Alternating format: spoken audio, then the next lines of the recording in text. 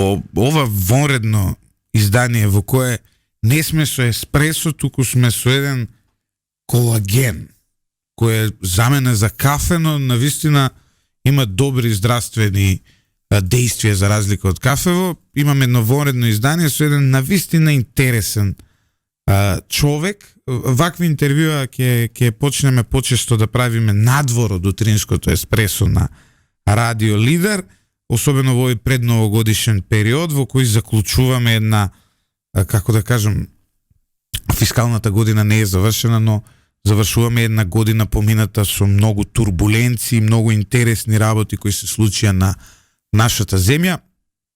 Денеска со мене во студиото на Радио Лидер е Благој Механџиски, еден од најуспешните бизнисмени во Македонија, човек кој како студент има дојдено во Скопје и после многу години си има искачено на врвот, особено во фармацевскиот бизнис. Добар ден, Благој. Добар ден, почитувани на вас, многу вас све гледат и во моментот, верувам, и од нашите вработени, кажуваат дека ве слушаат, убави коментари, убави осврти, добри заклучици и, што е најважно, секој пат искрени на место дадени. Механџиски, вие станавте сега председател на Комисијата за здравство во Сојузот на пензионерите на Скопје. Од каде сега овој ангажман и зошто ви е потребен? И еве прашањето е како тоа еден толку богат човек сега ќе се бори за правата на пензионерите? Видите вака, прво, мојата генерација веќе 16 години во пензија. А јас сум се уште во, како да кажам, актуелна функција. Јас сум сепак директор на една од фирмите на Зегин, тоа е Зегин Healthy Food. Така да, а ова функција да наречам, ја прифатив, бидејќи таа е најранлива категорија. Во мојата кариера досега сватив дека најранлива категорија се пензионерите. Ние веќе се приближуваме, поготово во Македонија, дека веќе оваа година можеби ќе продадеме толку пелени за стари колку што продаваме и за млади, за деца. Ова е многу лош пример, мислам. Со пелените. Да. Тоа зборува дека многу ние старееме, младите ни одат во странство. Видите, ја во Берово дадо она направив достава на лекови до ранливите категории. Многу наши беровчани, марешевци, се иселени во странство, нема кој да им однесе лек, нема кој да им однесе вода на тие, да речем, пензионери. И тоа ме натера, поготово, бидејќи Скопје е голем град, значи нашето здружение е околу 107.000 пензионери, тоа е една голема бројка, во која ги има најразличните структури, и по професија, и по нација, и по се. Здружението на пензионери не е политичка партија. Е партија на, но ние, да речем, моја, што се кажем, да речем, еснавска bona фела, и ние, тоа е мотото, беше ни иќе, тоа што сте вие, бевме и ние, а тоа што сме ние, ќе дојдете и вие. Но, вие велите се уште работите, па вие тогаш ја потврдувате тезата на Глигор Бишев, дека треба линијата за пензионирање да се зголеми. Вие сте доказ дека човек може ети 16 години по моменталната возраст за пензионирање да функционира. Гледа, ја што би рекол, се слагам за тоа да не е она административна таа граница.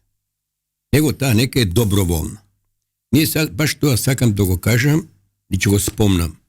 Министерството за здравство, бидејќи ние имаме лекари кои отидоа на 64 години во пензија, и се лекари, топ светски лекари, хирурзи, детски лекари, психијатри, така натаму, рентгелози. Видите, ние во тие години човек на 64 години во пензија, еден лекар, дали е рентгелог, дали е чак и хирург, тој во тоа време е најголема кондиција.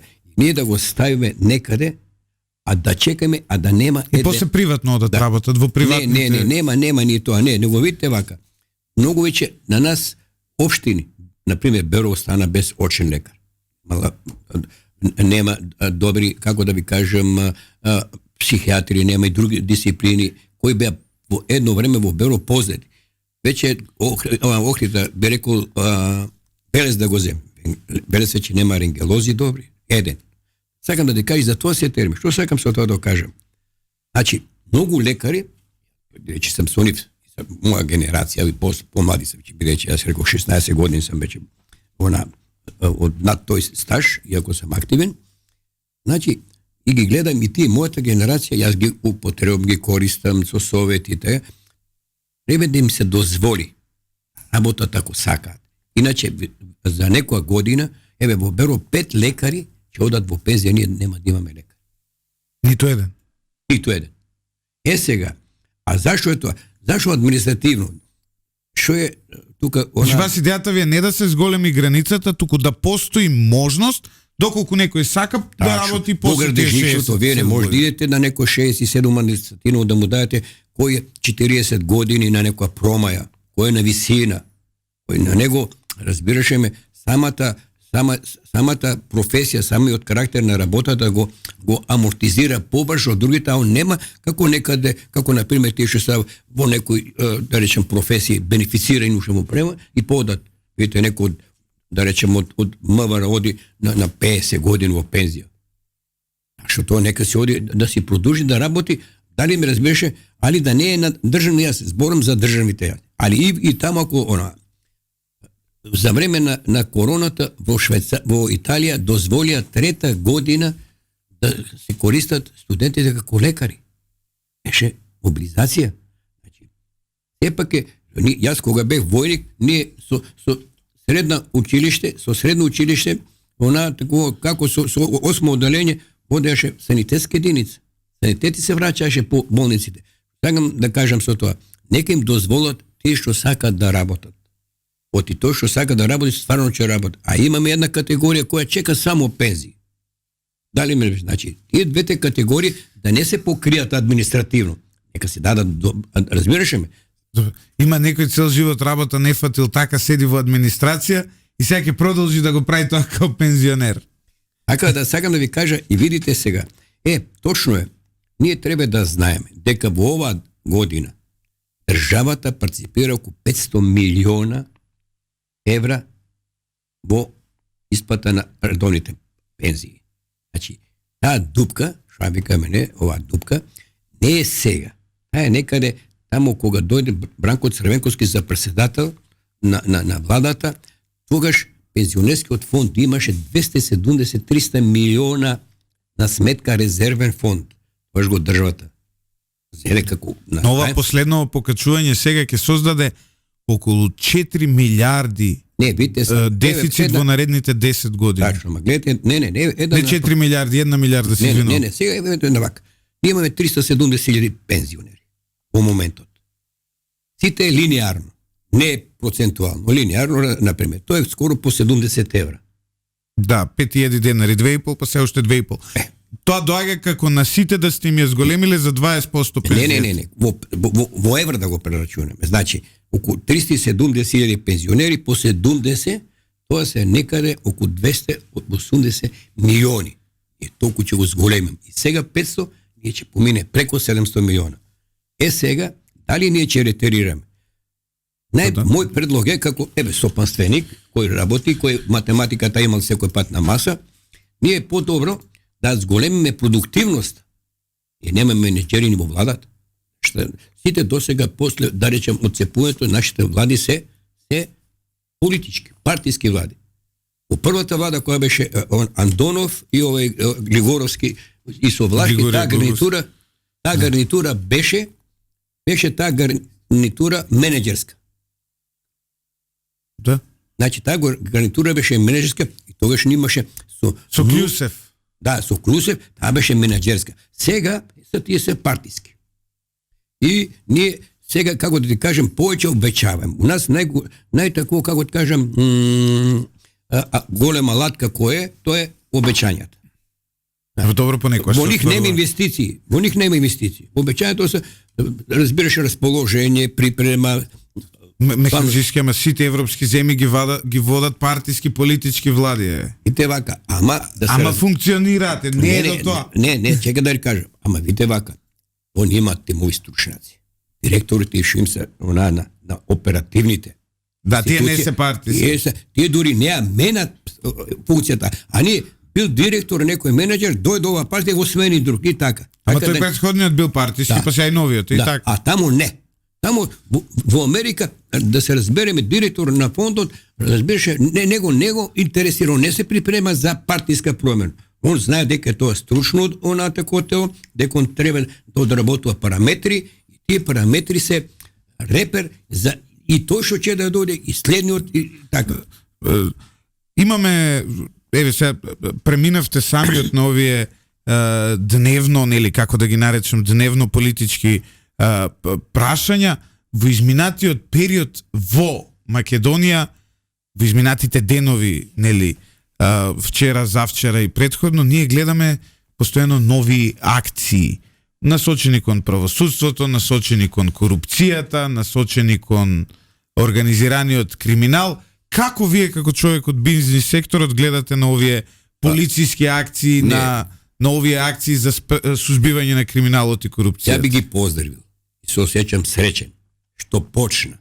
Тоа го чекаше многу. Само едно, пака од моје искуси, од моје гледање, што го барате. Па видите да се разбереме, самата америчка амбасадорка ни ги кажа доказите. И она вика, а како ние ги најдовме, а вие не ги гледале. Истите тие докази по тие апсења што се може, тие ги имало јавното обвинителство, судството, органите на прогонот. Никој не го тоа, како да кажем, извадил да го процесира. И сега, пошто веќе е срам, некој од надвор да не кажува, а ние го гледаме сите, и сега, што е? Значи, дојде ред, точно докаже се дека на правосудството во оправдање народот што им верува 98%. Само 20, па тие меѓу себе на 100 души, само двојца си веруваат во правосудството. И они го почна да го легализира нашето обвинителство, нашето судство, го легализира криминалот.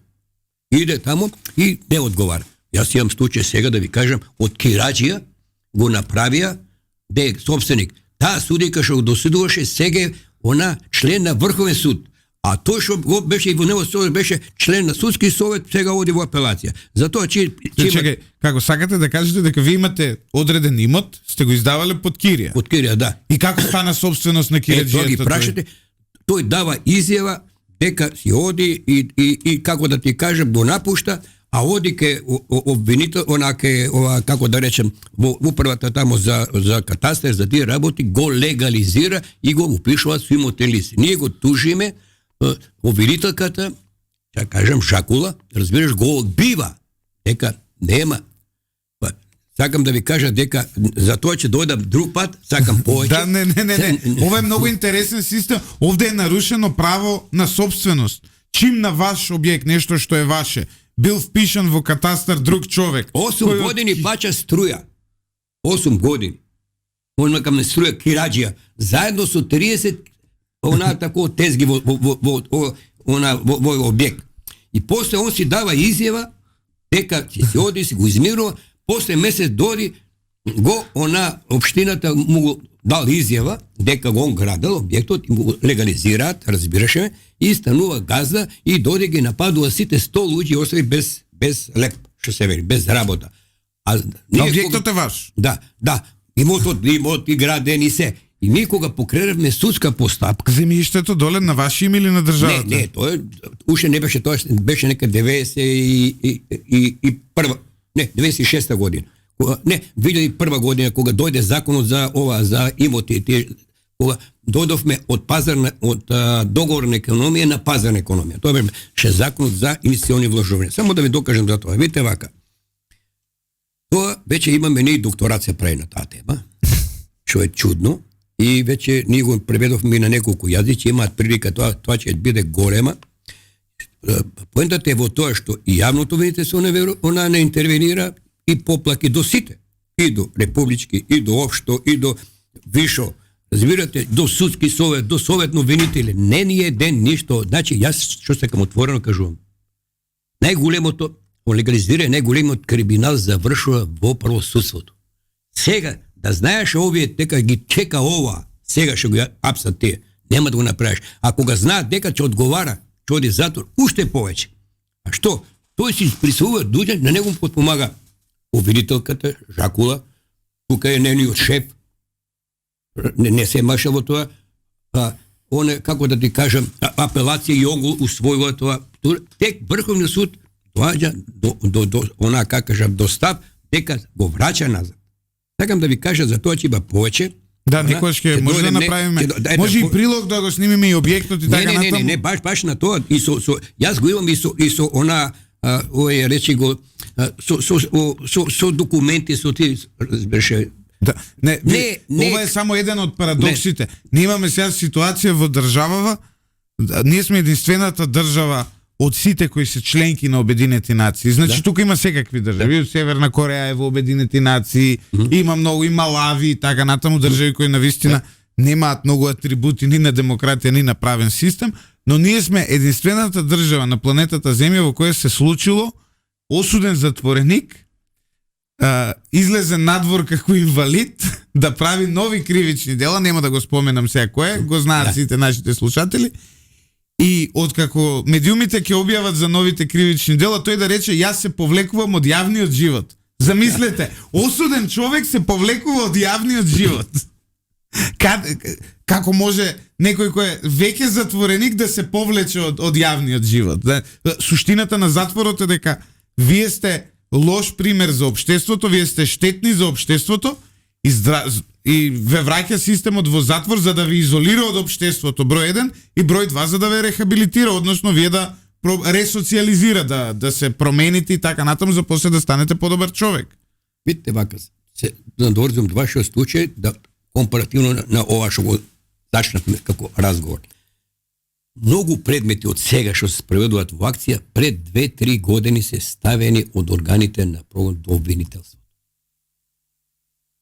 Обвинителството е главната, како ти кажем, главната кочница. Така. Они се еден инкубатор, збираше дека ги производат и ги легализира кривичните дела, ги одобрува. Значи обвинителството е практично носител на криминалот во Македонија според вашата логика.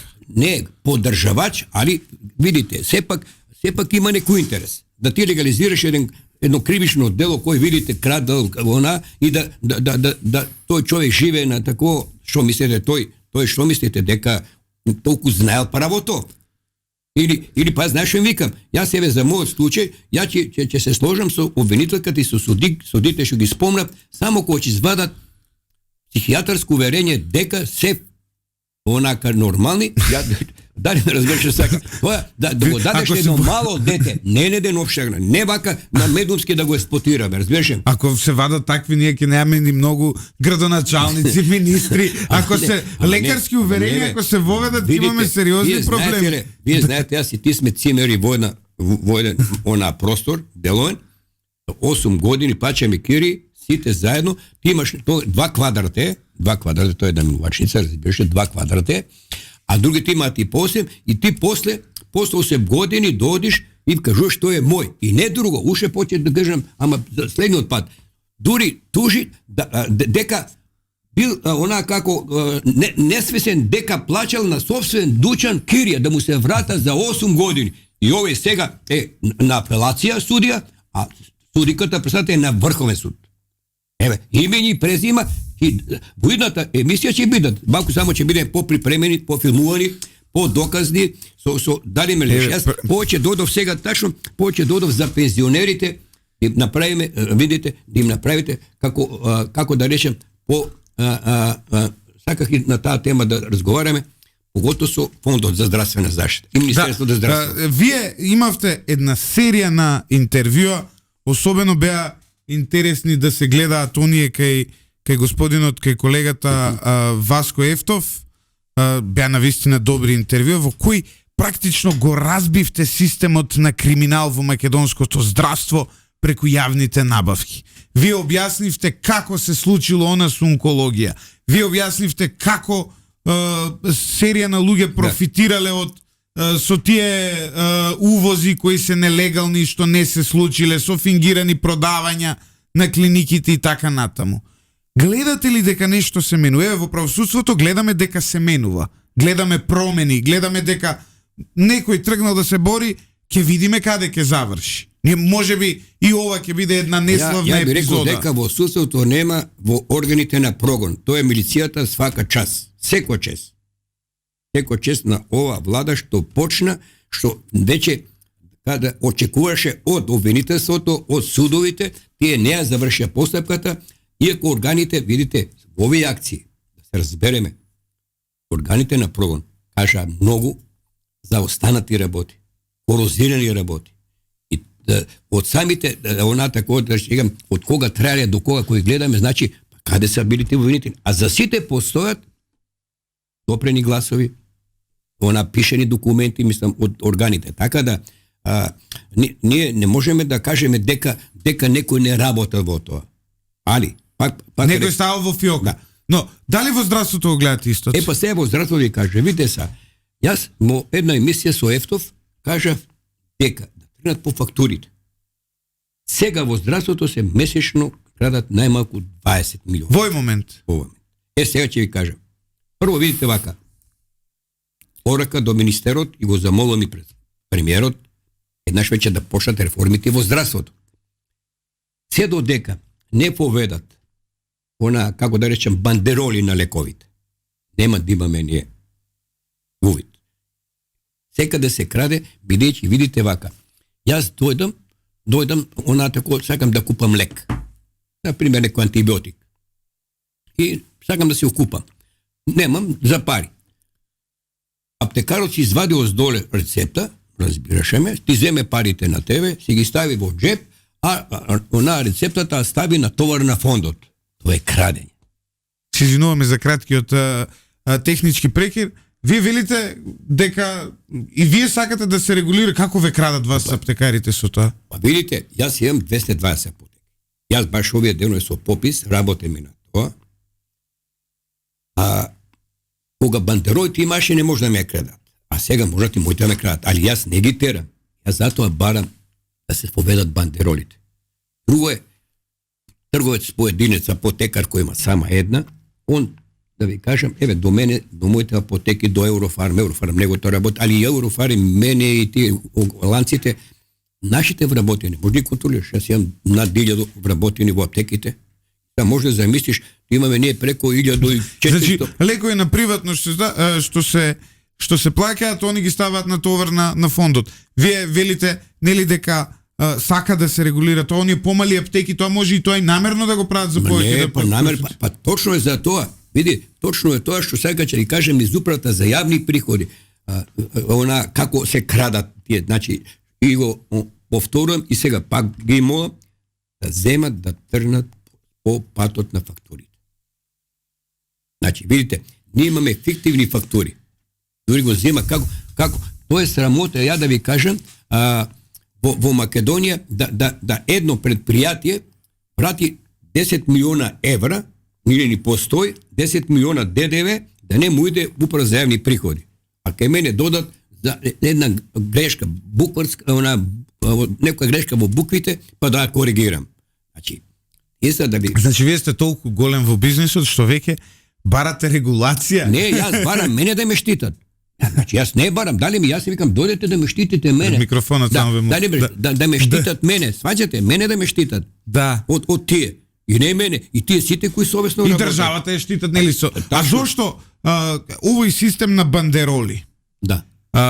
Негде е воведене во регион, во свет, функционира, не сум истражувал на темата. Секаде, само ние го немам. Па ние го имавме.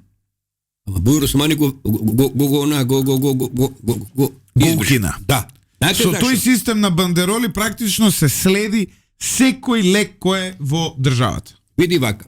Тоа сега со нови технологии може и дигитални да ги направат со QR кодови. Си е видите вака. Сега ние сите кој одихме да се вакцинираме од гриповите. Дали тоа беше короната или она зимско шковеремение. На секоја инекција постои бандеролата. Што прават се? Ти која идеш, они ти ја дадат и кутијата и бројот на серијата. Точно на бандеролата. Сте разговарале со Фондот за здравство за ова? Јас баш тоа сакам да го замолам и порака до министерот, мислам за здравство, разговарав со директорот кај на радио на канал 77 и воопшто и барање до председателот на владата. Подхитно да го внесат тој. Ако сакат и не трука, гледате са. После не може фиктивни набавки ни во јавните институции да прават. Не може каче. Сега, знаете, ај сега да земе вак. Пановски има 150 милиона на 7 вработени. 150 милиони евра. Па чекайте, бас имам 2000 работени. А вие колко имате? 300? Не, немам толкова. Мама, према вработените сега зборам. Он има 300 пати повече по вработен. Да. Да не беше. Сега, шо е работят? Оти ние да му видят фактурите. Да влезат. Това по втор и по трет път ще го зборам. И явно такова се борам за това. Значи да се поведат бандерот и нещо ще друго. Може би како да кажем, клиентите на апотеките не знаят дека ние на Министерството на фондот за здравство му плачаме одредена пара за секоја аптека да работи на фондот. Чисто тие пари, бре? Ти се пари на граѓаните. Директорот на фондот се бираше порано во собрание, сега владат. За да може да го диригира. Значи, јас за тоа се борам и сега да се разбереме и тој највеќе го тоа осеќаат пензионерите.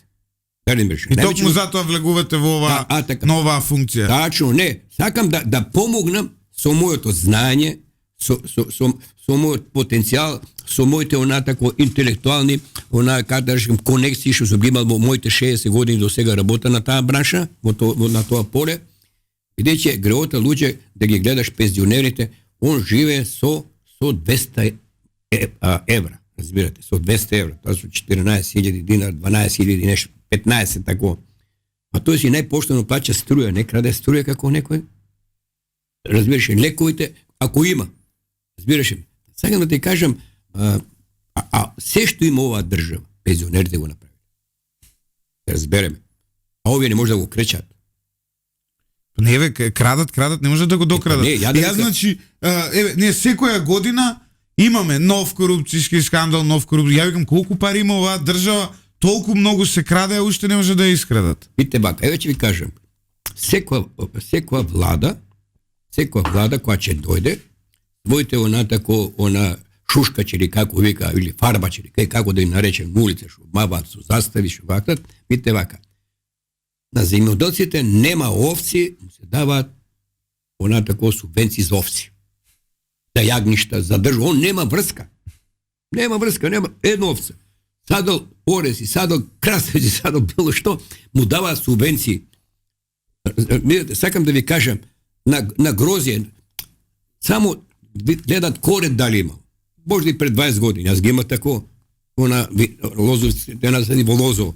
Јас, кога гледав до мене, 30 хектари имаше, 20 години не влево во лозото, он имаше повеќе од мене он субвенции, една година ова ќе го сада, другата власт дојде, па ајде сега ова, па магариня ќе гледаме, повеќе гледаме, дали не разбираш, сваѓаше, сепак и се некој новитет, сваѓаше, за инвестиции. Треба да се субвенциите даваат по донесен производ.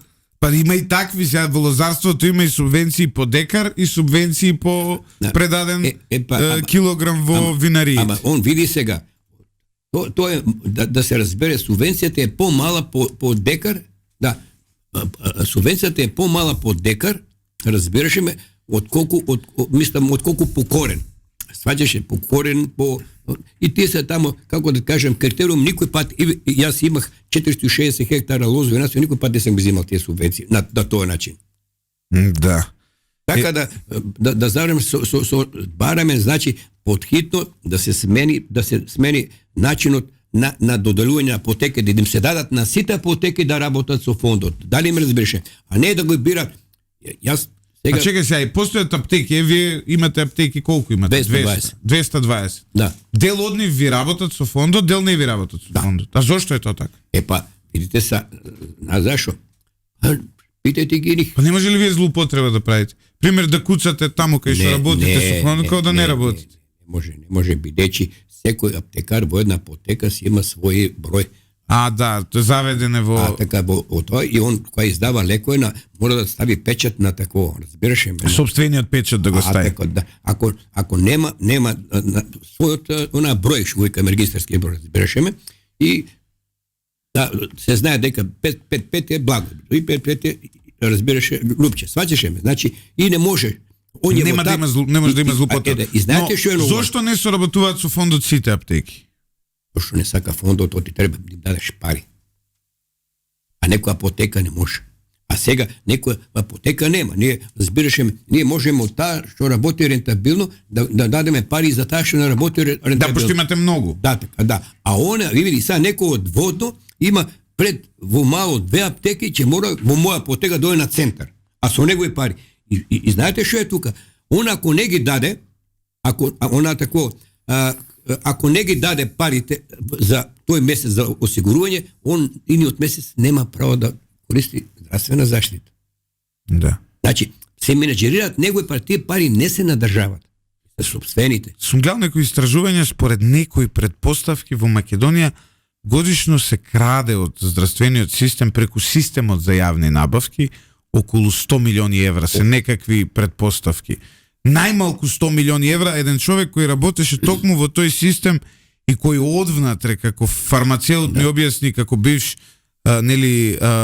директор на веледрогерија ми објасни како функционираат овие работи, што се прави. Јас најмногу знам и јас пошто ги говораме, го реков за Пановски, беше пак велам на Пановски да му ги земат фактурите, со кој ги фактурира. Ете како прават. Он има фирма во странство. Така. Пак го тоа збор. Си земе фактурчето, дома му е, да удри, иде на едно кафе во Царина, тие му удрат печат, разбираш ме, му удрат печат, дека е увезе, роба нема. Му даде нешто тамо и си оди кај собствената, тамо половина или не е важно, во болница им го даде она фактурчето, паѓаше ме, направат прием и на него ги платат парите. Гледа, а никогаш не стигнале лекарството, а он и Царина си плаќа, значи. На лекот е 1%. Значи он си платил и Царина дури. Значи, а лекарството никогаш не е стигнало таму каде што треба, туку преку странската фирма на друго место го прода. Ниеден не сака да го покрене. Веќе 4 години го трубам. Може би дури досаден до она тако, дури не ме сакаат некој од јавните она тако да речем личности, сваќаше ме. Оти стално викам, земи бе, почни од кај мене дојде. Фактура дај да видим. Нечат. Еве, дали ме разбирате? Значи, вие на државата и продавате лекови? Продавам и, ама слушај, мене нема, од мене взимаат некои лекови, како да ти кажам, кој е знаеш начинот на тендерите како е. Да. За некој да додо 150 милиона прават такви комбинации прават. Многу мали набавки имате кон државата, така? Не, ептен тие лекови што им требат за хитни. Другото си земат Пановски, може да земите 150 милиона луѓе, вторе. Тоа е срамот, а нема лекови во болниците. Када се? А сиди си носиме ние лекови во болниците. Ајде, да. Еве за органите за програми. Ако јас видите. Сега владеачката партија пред 2-3 години имаше серија пресконференции против доктор Пановски. За онкологија кога беше? Постапката. Јас се пријавди кажам. Подовител знаеш што ми рекоа иди во милиција. Јас отидов во МВР. И пита, вика, ние го вика, испративме до обвинителката. Амо вика.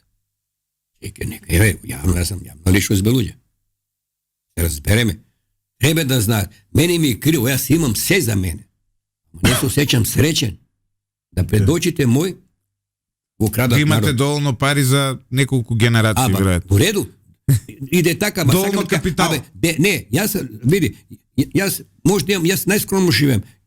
Мојот мени е по наједноставен. Дали ме више не сакам сега да се правдам, ама не се осеќам среќен, еви.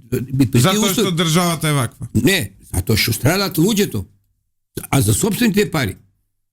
Значи, дали ме више, ако он не ги платил лековите, осигурањето, он нема да ги добие, си ги купува. Така, јасно. Се е јасно.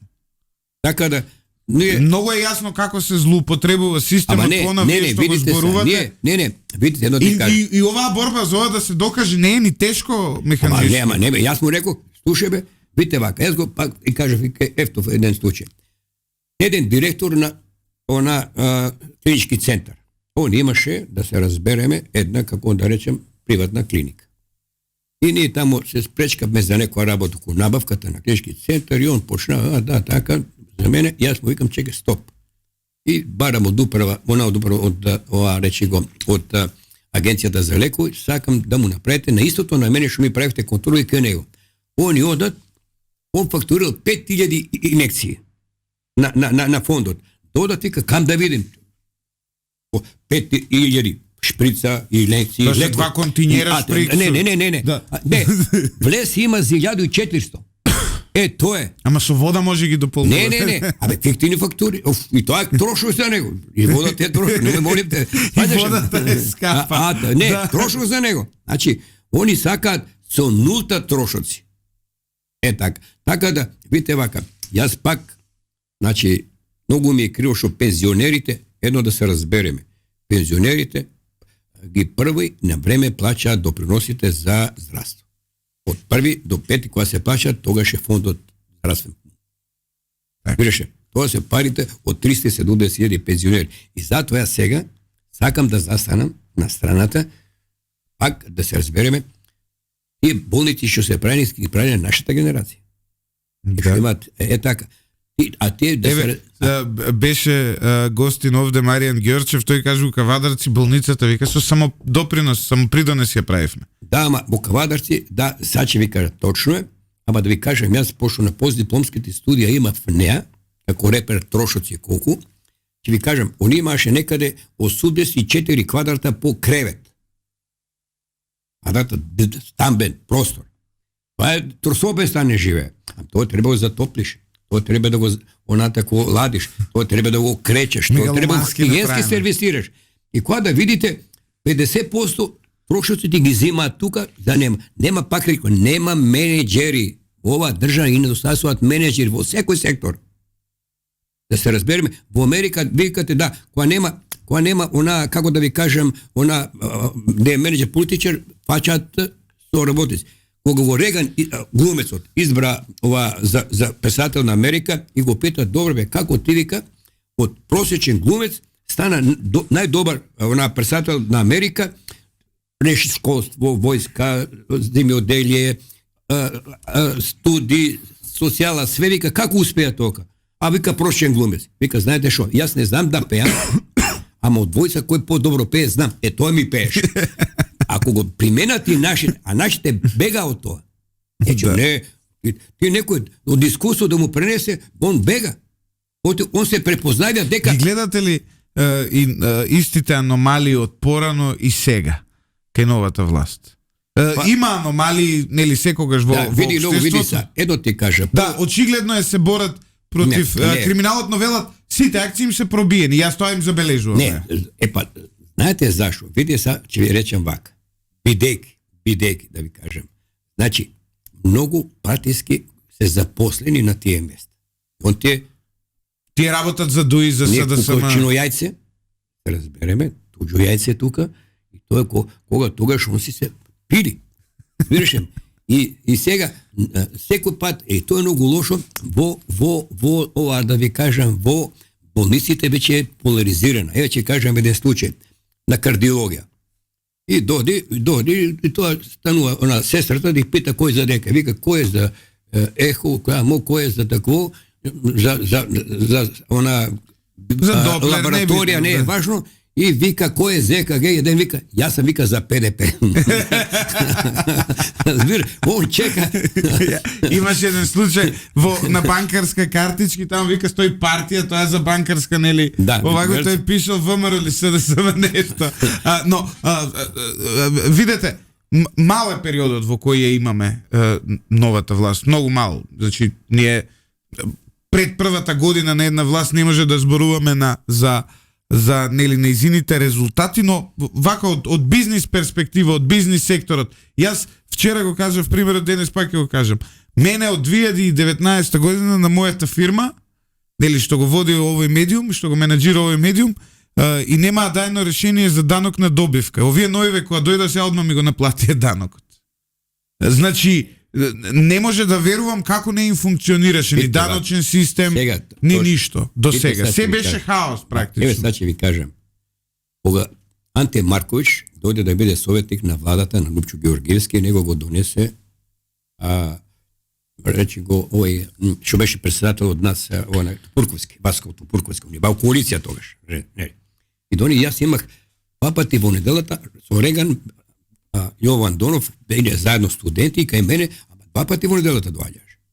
Го прашав како он успеа од како дојде за 3 месеца го прогласи она таквоше народ рентабилен. А имаше 100% она инфлација дневна. И вика, знаете што? Ги викнах, вика, царинарниците. И им рекох, првично 5 години затвор за најниското дело да прикрие, вика, од царина. За 3 месеци, колку за 1 година се влеа приход од царство. Еве се шверцуваш. Само во октомври годинава, да. Еве ти, така одма да ви ја потврдам статистиката, редакцијата на Радио Лидер пишуваше истражување на оваа тема, имавме вест за оваа тема. Само во месец октомври годинава 2024 во царина поминале повеќе декларации имало од што имало во цела 2023 година. Што говори тоа? Говори дека се плашат веќе од контрола. Те се тие се над површината, разбираш. И мора да бидат, како да кажем, броен, а тие што се доле веќе пред 2, 3, 5 месеци те веќе не се гледа. За них е застарено. У нас, да не ме разбираш, еве гледаш, самите си, законодавци си донесува одлука, закон, за да се, они себе онак амнестираат. На 4 години, крадеш 4 години, после 4 години си невин. Кој го донесува? Они си го донесуваат. Ама ние го тоа гледа народот. И кога идеме, јас, пошто се движам со многу повеќе на различни земји, и сите се чудат на тоа. Сваѓаш им? Во цел свет никаде нема за 4 години да застаре кривично дело за кое се крадат милиони. Механџиски, тука негде завршува нашето време за утро. Ви благодарам, се надевам дека барем 2 пати годишно ќе разговараме со вас, затоа што овие интервјуа, луѓето како вас практично има што да кажа. Вие сте виделе се. Вие буквално ги знаете сите криминалци во здравството во Македонија, со сите нив на еден или на друг начин. Ама знаете што е тоа? Сите тие криминалци им служат рентекар на секоја власт која дојде. Него го чинат. Пановски во секоја власт е она. Ама шо вика? Еве да ви кажам. Пановски конкурираме за филмови. Он оди филмовите ги прави во Бугарија и место 100 става 80. Кој ги брои? Ракавици место 180, 10% поевтино. А пише друго. А намалува бројот. Тачно. Ај нека бројот. Еве јас баш Ама питам. Добро, ова се сериозни обвинувања, он може да ве тужи. Нека ме тужи, го тоа знае цела клиника, јас го имам за тоа бројот. Како тоа? Па видите, да, ние до душа ние имаме многу пишувано за негово изминатиот период, никогаш не тужил. Морам да кажам дека за тоа не е. Чекајте сад. Не, он ако влезеш заедно, а иде тоа блеф. Ама 96% не се. Сад, дали ме више? Значи, сваќате ли во што е поентата ми? Јас немам против него. Ама човек со 7 мора да има ред. Чекај, не, со 7 вработени. 150 милиони евра. Шете, па ние имаме, јас имам 1500 вработени луѓе. Може многу гениални се тие. Така, па тоа е, пазете, или Анџушев човек фирма 130 милиона, 140, не е толку, трима зборот е. Ајде да видим Певка Пито. Бе молам. Но добро, он има и фирми со поише вработени. Ако има, ама не, сакам да ти кажа, се слагам за тоа. Ама, видите, на него не му ги прават тие фирми со дека са со многу. И там дека се поединеш. Ај сега, еве со Битола. Со Рек Битола, да. Ајде да видиме, што е таму? Таму е арамиско гнездо, разбирате? Сваѓате? Да, имаме и во бегство луѓе од тоа. Имаме Артан Грубиев во бегство, ние за една недела имаме многу во бегство. Ова говори дека се работи, но ова говори дека една организирана банда која со години крадела, тешко е да ја разбиете. Затоа што сега види, сега они сите, еве, еден има 9 доктори му дале потврда дека е инвалид. А го гледаме слободно се значи на телевизија излегува. Сега прво прашањето е тие 9 доктори некој да седне да ги прави чекање. А зашо е тоа? Ајде зашо е тоа? Зашо некој истото дело го легализирал, не го третира како кривично дело. Тек сега гледаме дека го третираат како кривично дело и сега бегаат. А ако тоа направено на почетокот, џабе, отиде кражбата и што ќе лежи за украле 8-10 милиона, разбираш ме, и ќе 2 години ќе го помилува, па тамо на пола дисциплиниран ќе биде, пола ќе се запосли, другата половина. Значи видите, сега најисплативе, што вика не, а джепарошите, вика, јас вика крада, вика летно време, весента која дое крада, вика, за да ме затворат зимото, да имам, вика, 3 пати месо, аз вика, нема дека, вика, ладно, дарим, разбираш. Значи, јас Тоа имам повеќе со тие џепарошите што ни обива аптеките, разбираш што крадат. Да, и вика, и го питаме зашо бе лани и сега гледаме секоја есента тие сидните крадат. Значи, дали ме разбираш, има парно отопление, тамо заштитен, тамо сваќаш, а он дека да спие, нема ги те Значи, со џепарошите имате проблеми со сидните џепароши и со големите џепароши. Види, па слушај, важно е едно да се разбереме. Нели крадат, значи има што да крадат, ја така викам. Тоа е добро. Ама едно да ви кажем, јас се плашам веќе, економијата ни е во колапс. Да. Знаете зашо? Тоа треба озбилно, јас како долгогодишен такво шестопанственик, предприемач, разбираше ме, јас веќе гледам дека, видите вака, кога нема пари во фондот за здравство, видите са, фондот здравство се унапред плаче. Значи, јас платам парите, па користам осигурање, така ли? А пензијата па плачеш 40 години и акумулираш.